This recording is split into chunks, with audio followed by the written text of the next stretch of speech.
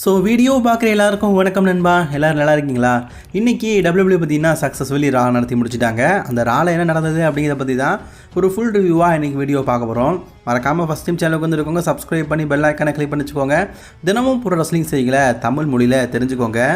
இந்த வாரம் ரா ஆரம்பித்த உடனே பார்த்தீங்கன்னா செத் ராலன்ஸ் தான் வராரு. செத் ராலன்ஸ் பார்த்தீங்கன்னா இப்போ அவருக்கு இஷ்யூ அப்படிங்கிறது எக்கச்சக்கம் இருக்குது. ஒரு பக்கம் ஹெவி வெயிட் சாம்பியன்ஷிப் வின் பண்ணலான்னு பார்த்தா கோல்டுபர்க் இருக்கார், குந்தர் இருக்கிறார், ஜே ஊசோ இருக்கார், நிறைய பேர் இருக்கிறாங்க. அதே நேரத்தில் தாங்கிட்ட மணி இந்த பேங்க் இருக்குது, எப்போ வேணாலும் சாம்பியன் ஆகலாம். அண்ட் இதை தவிர்த்து பார்த்தீங்கன்னா ரோமன் ரெயின்ஸை பற்றி சொல்கிறாரு, சிஎம் பங்கை பற்றி பேசுகிறாரு, ஈவன் இப்போது இருக்கிற எல்லை நைட்டை பற்றியும் பேசுகிறாரு. இஷ்யூ பல விஷயமா இருக்கலாம், ஆனால் ராவுடைய டாமினேஷன் அப்படிங்கிறது நான் தான். என்கிட்ட ஃபியூச்சர் ஆஃப் த ரெஸ்லர்ஸ் 2 பேர் இருக்கிறாங்க. ஒன்று பிக் பிரான்சன் ரீட், இன்னொன்று வந்து ப்ரான் பிரேக்கர் அப்படிங்கிற மாதிரி சொல்கிறாரு. அண்ட் தாங்கிட்ட இருக்கிற மணி இந்த பேங்கை எப்போ வேணாலும் தான் கேஷ்இன் செய்து சாம்பியன் ஆவேன். அதை தடுக்கிறதுக்கு எல்லை நைட்டால் முடியாது. எல்லை நைட்டுக்கு கண்டிப்பாக நான் ஒரு சிவிலர் பனிஷ்மெண்ட் கொடுப்பேன். ஆல்ரெடி சுனாமி மலையால் அவரை நனைய வச்சாச்சு, இதுக்கும் மேலே பனிஷ்மெண்ட் உண்டு அப்படிங்கிற மாதிரி வார்ன் பண்ணியிருக்காரு நம்ம செத் ராலன்ஸ். இதெல்லாம் நடந்து முடிக்க அந்த இடத்துக்கு பார்த்தீங்கன்னா பென்டா வராரு. பிகாஸ் பென்டாக்கும் ப்ரான் பிரேக்கருக்கும் ஒரு சிங்கிள்ஸ் மேட்சில் பார்த்தீங்கன்னா டபிள்யூடபிள்யூ அஃபிஷியலி கன்ஃபார்ம் பண்ணியிருந்தாங்க. அந்த மேட்சுக்காக தான் வராரு. ஸோ இந்த மேட்ச் உண்மையிலேயே நல்லா இருக்குது, 2 பேருமே நல்லாவே பர்ஃபார்மன்ஸ் பண்ணுறாங்க. பட் இருந்தாலும் ப்ரான் பிரேக்கருடைய அந்த ஸ்பியர் மலையை இப்போதைக்கு யாராலும் தடுத்து முடிக்க முடியலை, எல்லாரும் தோற்று தான் போயிட்டுருக்கிறாங்க. ஸோ அதனால் இந்த மேட்ச்லையும் பார்த்தீங்கன்னா ப்ரான் பிரேக்கர் ரொம்பவே க்ளீனாக பென்டாவை எதிர்கொண்டு ரொம்பவே சக்ஸஸ்ஃபுல்லி வின் பண்ணிட்டாரு. பென்டா இன்னைக்கு ரொம்பவே க்ளீனாக தோத்துட்டாரு. போகும்போது கூட செத் ராலன்ஸ் பார்த்தீங்கன்னா பென்டாவை பார்த்து சொல்கிறாரு, நான் பாரு பென்டா, இதுக்கப்புறமா எங்கள் ஸ்டோரியில் நீ தலையிட்டன்னா இதை விட மோசமான நிகழ்வுகள் ஏற்படும். ஸோ எங்கள் ஸ்டோரியில் நீ வந்து தலையிடாத, தேவையில்லாமல் பிரச்சனை பண்ணாத அப்படிங்கிற மாதிரி செத் ராலன்ஸ் பார்த்தீங்கன்னா போகும்போது பென்டாவை வார்ன் பண்ணுறாரு. ஏன்னா போன வாரம் பார்த்தீங்கன்னா கிங் ஆஃப் தி ரிங்கில் இவர் மூலியமாக தானே தோற்று போனார் பிரான்சன் ரீடு. ஸோ அதை மென்ஷன் பண்ணி பார்த்தீங்கன்னா சொல்கிறாரு. சரி, இதெல்லாம் நடந்துட்டு இருக்க பேக் ஸ்டேஜில் ஒரு மிகப்பெரிய கலவரமே ஏற்பட்டிருக்குது. ஸோ ஆடம் பிஎஸ் வந்து யாருக்கிட்டையோ பேசிகிட்டு இருக்காரு இன்ஜுரி அப்டேட்டை பற்றி. அப்போ ஏஜே ஸ்டைல் வரும்போது, ஏஜே நீ வந்து இப்போ நைட் ஆஃப் சாம்பியனில் வந்து இன்டர் கான்டினென்டல் சாம்பியன்ஷிப்புக்காக டாமினிக் கூட மோதிர மேட்சை நாங்கள் வந்து கேன்சல் பண்ணுறோம் அப்படிங்கிற மாதிரி சொல்கிறாரு. என்னாச்சு அப்படின்னு கேட்கும்போது, டாமினிக்கு சிவிலராக இன்ஜுரி ஆகிட்டு, இந்த இன்ஜுரி வந்து டைட்டில் வெக்கேட் பண்ணுற அளவுக்குலாம் கிடையாட்டாலும் அவனால் தற்போதைக்கு வந்து டைட்டில் டிஃபெண்ட் பண்ண முடியாது. சில நாட்கள் அவன் இன்ஜுரியில் இருக்கிறான். ஸோ சில நாட்களுக்கு அப்புறமா தான் அவன் டைட்டில் டிஃபெண்ட் பண்ணுவான், இப்போதைக்கு டைட்டில் டிஃபெண்ட் பண்ண மாட்டான் அப்படிங்கிற மாதிரி சொல்லிட்டாரு. இதை கேட்டு ஏஜே செம அப்செட்டு.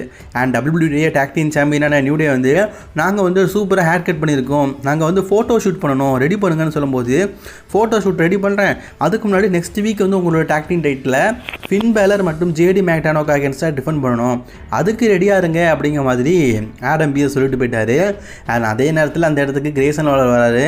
இன்றைக்கி என் பார்ட்னர் வரல, எனக்கு எதாவது புஷுதாயேன் அப்படிங்கிற மாதிரி கேட்குறாரு. கிரேசன் வாலர் ஆஸ்டின் தேரி எப்படிப்பட்ட காம்போ, எப்படி இருந்த டீமு, கடைசியில் சிங்கி அடிக்க வச்சுட்டிங்களையா, பாவங்க. ஆஸ்டின் தேரி தான் பாவம் நம்ம ஒரு மொழியில் சொல்லிட்டு இருக்கோம், இன்னொரு மொழியில் கிரேசன் வாலரும் பாவம் அப்படிங்கிறத நம்ம மறந்துட்டோம். அதுக்கப்புறமா கோல்ட்பர்க் பார்த்தீங்கன்னா ஒரு சின்ன இன்டர்வியூ கொடுத்துருக்காரு. கோல்டுபர்க் எதனால் வந்து சாட்டர்டே நைட் மெயின் இவெண்ட்டில் பார்த்தீங்கன்னா கோல்டுபர்க்கை தேர்ந்தெடுத்தாருன்னா பேட் பிளட் பேப்பரில் வந்து அவர் அசிங்கப்படுத்தினார். ஸோ அதனால் பேட் பிளட் பேப்பரி நடந்த அதே இடம் அட்லாண்டா, அதில் வந்து சாட்டர்டே நைட் மெயின் நடக்கிறதுனால அதில் வந்து நான் அவனை சேலஞ்ச் பண்ணியிருக்கேன். ஸோ எங்கே தோற்று போனனோ அதே இடத்துல அவனை மோத வச்சு அவனை வீழ்த்துவேன் அப்படிங்கிற மாதிரி குந்தர் பார்த்தீங்கன்னா பேசுகிறாரு. ஸோ அன்றைக்கி நான் அசிங்கப்பட்ட இடத்துல, என் ஃபேமிலி முன்னாடி கேவலப்பட்ட இடத்துல, அதே இடத்துல அவனை தோக்கடிப்பேன் அட்லாண்டா சிட்டியில் அப்படிங்கிற மாதிரி சொல்லியிருக்காரு. ஸோ அது வந்து நடக்குதா இல்லையா அப்படிங்கிறத சாட்டர்டே நைட் மெயின் வரைக்கும் தான் வெயிட் பண்ணி பார்க்கணும். கோல்டுபர்க் இன்றைக்கி ராக்கு வராரு அப்படின்னு சொல்லும்போது நான் வந்து பெருசாக எக்ஸ்பெக்ட் பண்ணேன். பார்த்தா நம்ம ஆளுங்க பார்த்தீங்கன்னா கேமரா மூலிமா ஒரு வீடியோ எடுத்து அதை டெலிகாஸ்ட் பண்ணியிருக்காங்க. பேக் ஸ்டேஜில் ஜட்ஜ்மெண்ட்டே இருக்கிறாங்க. நெக்ஸ்ட்டு பார்த்தீங்கன்னா ரெக்ஸன் ஃபெரஸ்க்கு வந்து டபிள்யூடபிள்யூ குயின் ஆஃப் தி ரிங்குக்கான மேட்ச் இருக்குது. அண்ட் இப்போ ராட்ரிகஸுக்கு டேக் டீம் பார்ட்னர் இல்லை, அவங்க டைட்டில் வெக்கேட் பண்ணணுமா அப்படிங்கிற சுச்சுவேஷனில் இருக்கிறாங்க. இப்போ ரெக்ஸன் சொல்கிறாங்க, நீ வந்து முதல்ல வந்து உன்னுடைய குயின் ஆஃப் தி ரிங்க்கு அந்த மேட்சை பாரு, அதுக்கப்புறம் பார்க்கலாம். அண்ட் டாம், இப்போ நீ வந்து இன்டர் கனெக்ட் சாம்பியன் தான், உனக்கு இன்ஜுரின்னு சொல்லிட்டு உன் டைட்டில் பிடுங்களடா, எப்போ நீ கவலைப்படாத. அதே மாதிரி ராட்ரிகஸை பார்த்து நீ ஒரு புது டேக் டீம் பார்ட்னரை உனக்காக தேர்ந்தெடுக்கணும், இல்லாட்டா உன் டைட்டில் பறி போகிறதுக்கு வாய்ப்பு இருக்குது அப்படிங்கிற மாதிரி ஃபின் பேலர் வந்து ராட்ரிகா சாப்பிட்டு வார்னிங் சொல்ல ராட்ரிகா செம்ம டென்ஷன் ஆகுறாங்க. ஸோ நான் சொன்னால் கேட்க மாட்டேன், ஸோ புரிஞ்சுக்கோ அப்படிங்கிற மாதிரி ஃபின் பேலர் பார்த்தீங்கன்னா ராட்ரிகஸை பற்றி சொல்கிறாங்க. ராட்ரிகஸுக்கு வேறு வழி இல்லை, லிவ் மார்கன் இல்லை, இப்போ இன்னொரு பார்ட்னரை தான் தேர்ந்தெடுத்து ஆகணும், வேறு வழியே இல்லை. ரக்ஸனை தான் பார்த்தீங்கன்னா அவங்க டாக் டீம் பார்ட்னரை எடுத்து ரேட்டில் கொடுத்தாகணும் போல இருக்குது. சரி, இதெல்லாம் நடந்துக்கிட்டு இருக்க இப்போ நம்ம குயின் ஆஃப் திங்குக்கான செமிஃபைனலுக்கு வந்துட்டோம்.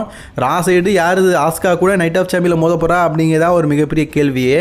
ரக்ஸன் ஃபெரஸா அல்லது ஜேட் கார்கிலா அப்படிங்கிறது தான். So Roxanne Perez and versus Jade கார்கிலுக்கான குயின் ஆஃப் தி ரிங்குக்கான செமிஃபைனல் மேட்ச் நடக்குது. மேட்ச் உண்மையிலேயே நல்லா போயிட்டு இருக்குது. பட் இருந்தாலும் ஜேட் கார்கிலை பற்றி தெரியும், அம்மையார் பார்த்தீங்கன்னா தூக்கி போட்டு மிதிக்கிறது இல்லை, தூத்துக்குடி கொத்தனாலேயே வீழ்த்தினவங்க. அந்தளவுக்கு பார்த்தீங்கன்னா பயங்கரமாக பர்ஃபார்மன்ஸ் பண்ணி செம்ம மேட்ச்சு. ஸோ இந்த மேட்ச்சில் ஃபைனலி ஜேட் கார்கில் வின் பண்ணிட்டாங்க. ஜேட் கார்கில் தான் ஆஸ்காக்கு அகேன்ஸ்டாக பார்த்தீங்கன்னா மோத போகிறாங்க. ஃபைனலி குயின் ஆஃப் தி ரிங்கோடைய 2 ஃபைனல் டோர்னமெண்ட் நமக்கு கிடச்சிட்டாங்க. இவங்களுக்குள்ளே இதுக்கு முன்னாடி மேட்ச் பார்த்துருக்கோமான்னு தெரில, பட் ஆனால் கண்டிப்பாக இந்த மேட்ச் வந்து ஒரு பக்காவான மேட்சாக இருக்கும்னு நினைக்கிறேன். இது அஃபிஷியலி பார்த்தீங்கன்னா WWE வந்து நைட் ஆஃப் சாம்பியனில் கன்ஃபார்ம் பண்ணிட்டாங்க. இது ஒரு புறம் இருக்க ஷேமஸை பார்த்து பேக் ஸ்டேஜில் பார்த்தீங்கன்னா ஆல்ஃபா அகாடமி வந்து நீங்கள் வந்து எங்களுக்கு ரொம்ப சப்போர்ட் பண்ணுறீங்க, ரூசேவை எதிர்கொள்ளதுக்கு நீங்களும் நிற்கிறீங்க அப்படிங்கிற மாதிரி பேசிகிட்டு இருக்கும்போது அந்த இடத்துக்கு ரூசேவ் வராரு. ரூசேவை பார்த்து சொல்கிறாரு ஷேமஸு, நீ என்னுடைய ஓல்டு ஃப்ரெண்டாக இருக்கலாம், பட் ஆனால் நீ இப்போ பண்ணிகிட்டு இருக்கிறது சரியில்லை, உன் கேரக்டர் சரியில்லை அப்படிங்கிற மாதிரி ஷேமஸ் சொல்கிறாரு. மீரோ சொல்கிறாரு, நான் ஏன் பாதியை நோக்கி போயிட்டு இருக்கிறேன், அதில் ஷேமஸ் நீ குறுக்கால வர, நான் ஃப்ரெண்டாக இருந்தாலும் இதில் வந்து தகர்த்து எரிஞ்சிட்டு போயிட்டே இருப்பேன் அப்படிங்கிற மாதிரி 2 பேருக்குள்ள வாக்குவாதம் வருது. ஷேமஸ் வர்சஸ் ரூசேவ் வெறும் வாய் வார்த்தையாகவே சண்டை போயிட்டு இருக்குது. எப்போ இவங்களுக்குள்ள மேட்ச் வச்சு எப்போ ஸ்டோரி டெவலப் பண்ணுவாங்கன்னு தெரியல. இது ஒரு புறம் நடந்துகிட்டு இருக்க குந்தர் வந்து இப்போ மெயின் ஸ்டேஜுக்கு வந்துட்டார். கோல்டுபர்க் பேசின எல்லா விஷயத்தையும் கேட்டார்ல, அதை பற்றி தான் சொல்லார்.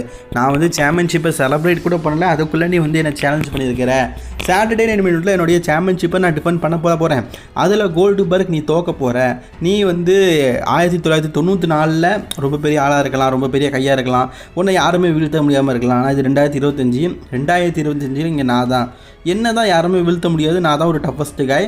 ஸோ நீ என்ன தேர்ந்தெடுத்தது ரொம்பவே மோசமான முடிவு, என்னுடைய வேர்ல்டு ஹெவிவெயிட் சாம்பியன்ஷிப்பை நான் சக்ஸஸ்ஃபுல்லி ரீடைன் தான் பண்ண போகிறேன், நீ தோக்க போகிற கோல்டுபர்க் அப்படிங்கிற மாதிரி கோல்டுபர்க்கை வான் பண்ணி குந்தர் பயங்கரமான ஒரு ஸ்பீச் பேசியிருக்காரு.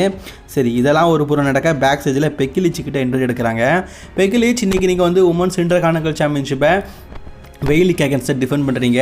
ஸோ இது மேட்சை பற்றி கேட்கும்போது பெய்லி தேவையில்லாமல் என்னுடைய கோட்டையில் வந்து இப்போ குருவக்கவுன்ட்டா, அவளை நான் வீழ்த்த போகிறேன், அவள் வந்து இதுக்கப்புறமா இந்த WWEக்கே வரமாட்டா, அந்தளவுக்கு அவளை தோக்கடிக்க போகிறேன் அப்படிங்கிற மாதிரி சொல்லிட்டு வராங்க. அண்ட் அதே நேரத்தில் Sami Zayn king and queen of the ரிங்கில் கிங்குக்கான டோர்னமெண்ட்டில் தோத்துட்டாரு. ஸோ அதை பற்றி பேசிகிட்டு இருக்கும்போது அந்த இடத்துல கேரிங் கிராஸ் வந்து வழக்கம் போல் பார்த்தீங்கன்னா மழுப்பிட்டு இருக்காரு. ஸோ எத்தனை நாள் தான் கேட்டுக்கிட்டு இருப்பேன், கேட்டு கடுப்பாயிட்டார் போல இருக்குது. சாமி ஜெயின் இந்த தடவை பார்த்தீங்கன்னா கேரிங் கிராஸை அடிச்சுட்டு கேரிங் கிராஸ் அவரு சொல்லாரு, நபர் உனக்கும் எனக்கும் பெரிய இதுக்கான முழு போரை வந்து நம்ம நைட் ஆஃப் சாம்பியன் வச்சுருப்போம், நைட் ஆஃப் சாம்பியனில் நான் உன்னை சேலஞ்ச் பண்ணுறேன் அப்படிங்கிற மாதிரி சொல்லிட்டாரு. S guys, officially Sami Zayn versus Karrion Kross for the Night of Champion. நீண்ட நாளுக்கு அப்புறமா சாமி ஜெயினுக்கு ஒரு மேட்ச்சு. சாமி ஜெயினுக்கு எப்படியாவது சவுதி அரேபியாவில் ஒரு மேட்ச் கன்ஃபார்ம் பண்ணுறாங்கல்ல, பண்ணாமல் வரமாட்டுக்கானுங்களே. சரி, அடுத்தது பார்த்தீங்கன்னா பெய்லியோடைய நேரம். பெய்லி இன்றைக்கி பார்த்தீங்கன்னா இன்டர்கான்டினென்டல் சாம்பியன்ஷிப்பாக பெக்கிலிச்சை எதிர்த்து உங்களுக்குள்ள ஒரு பெரிய ஸ்டோரிலாம் இருக்குது. பட் ஆனால் இது வந்து உமன்ஸ் இன்டர்கான்டினென்டல் சாம்பியன்ஷிப்புக்கான புதிய ஸ்டோரி. ஸோ மேட்ச் உண்மையிலேயே நல்லா தான் ஆரம்பிக்கிறாங்க, மேட்சும் நல்லா தான் கொண்டு போகிறாங்க. உண்மையிலேயே சீரியஸ்லி பார்த்தீங்கன்னா இன்ட்ரெஸ்டிங் ரொம்பவே நல்லா இருக்குது. இந்த மேட்சோட இடைப்பட்ட நேரத்தில் கிட்டத்தட்ட பெய்லி வின் பண்ணுற மாதிரி கொண்டு போகிறாங்க. அப்போ அந்த இடத்துல லைரா வெலிகரியா பெக்கிலிச்சை அட்டாக் பண்ணிட்டாங்க. ஸோ அப்படி நான் என்ன அர்த்தம், டிஸ்குவாலிஃபைல முடிஞ்சிருச்சு, பெக்கிலிச் வந்து அவங்களோட டைட்டில் ரீட்டைன் பண்ணிட்டாங்க, அவங்க தான் வின்னர் அப்படிங்கிறது அர்த்தம்ல, அப்படியே முடிஞ்சிருச்சு.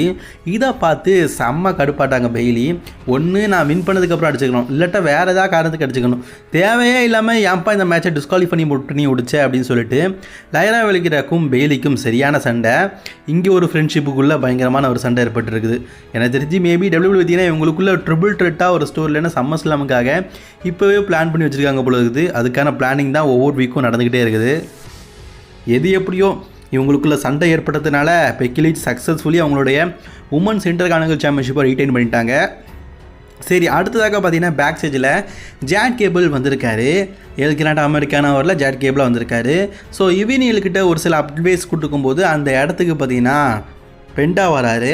பெண்டாவை பார்த்து, பெண்டா நீ இன்றைக்கி தோத்துட்ட, ஸோ தேவையில்லாமல் சுத்தலான ஸ்டோரியில் தலையிடாத அப்படிங்கிற மாதிரி பேசிகிட்டு இருக்கும்போது கடுப்பான பெண்டா பார்த்தீங்கன்னா ஜேட் கேபிளை அடிச்சிட்டாரு. அடித்தது மட்டும் இல்லாமல் தவுத்து போட்டார். ஸோ அப்போ அதில் ஜேட் கேபிள் என் கையை உடஞ்சிருச்சு, என்னை காப்பாற்றுவாங்கன்னு கத்திக்கிட்டு இருக்காரு.